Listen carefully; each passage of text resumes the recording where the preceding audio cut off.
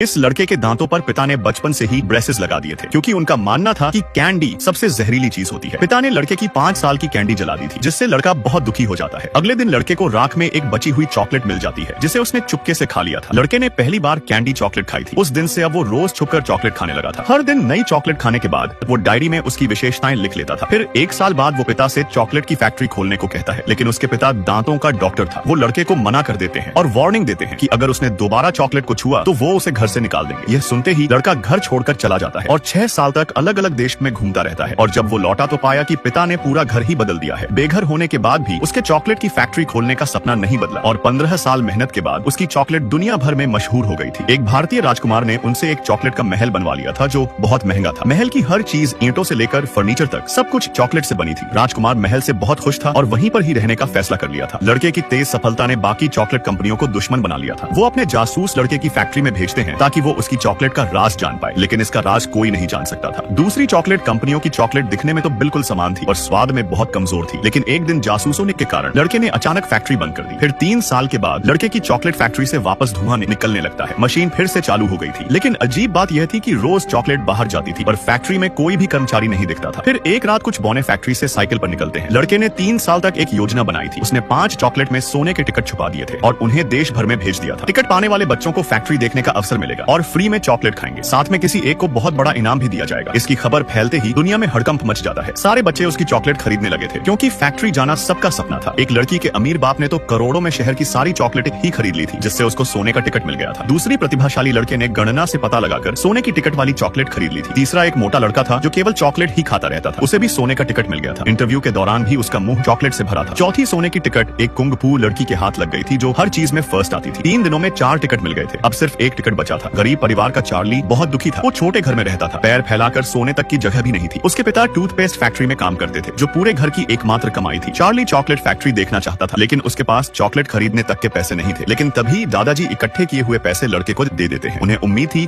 कि चार्ली की किस्मत चमकेगी। फिर चार्ली एक चॉकलेट खरीद लेता है। दोनों भगवान से प्रार्थना करते हैं कि उन्हें सोने की टिकट मिल जाए, लेकिन उस चॉकलेट में सोने की कोई टिकट नहीं थी। सारे पैसे खत्म हो चुके थे, जिससे निराश होकर चार्ली जब वापस लौट रहा था तभी उसे रोड पर $10 मिल जाते हैं। वो तुरंत जाकर उन पैसों से चॉकलेट खरीद लेता है।